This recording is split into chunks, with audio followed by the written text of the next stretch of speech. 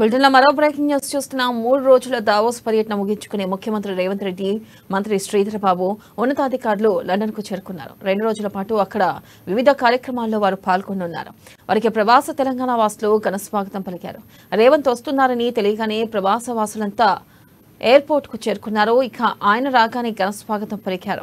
పుష్పగుచ్చాలు అందించి శాల్వతో సత్కరించారు. అనంతరం రేవంత్ తన అభిమానులకు అభివాదం చేశారు. మరోవైపు దావోస్లో చివరి రోజున పలు సంస్థల ప్రతినిధులతో రేవంత్ బృందం సమావేశమయ్యారు. పలు సంస్థలు తెలంగాణలో పెట్టుబడులు పెట్టడానికి ముందుకొచ్చాయి.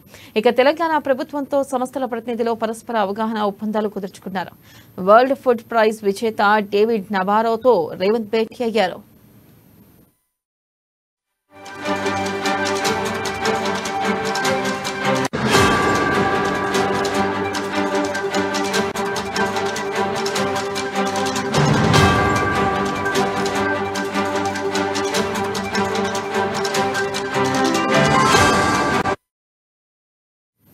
బ్రేకింగ్ న్యూస్ చూస్తున్నాం. 3 రోజుల దావోస్ పర్యటన ముగించుకునే ముఖ్యమంత్రి రేవంత్ రెడ్డి, మంత్రి శ్రీధర్ బాబు ఉన్నతాధికారులు లండన్ కు చేరుకున్నారు.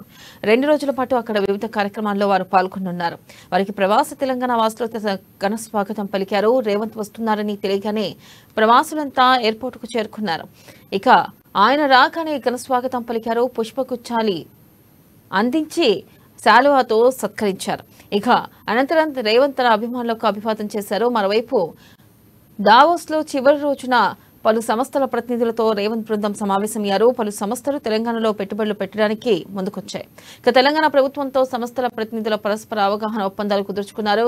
వరల్డ్ ఫుడ్ ప్రైజ్ విజేత డేవిడ్ నబారోతో రేవంత్ భేటీ అయ్యారు.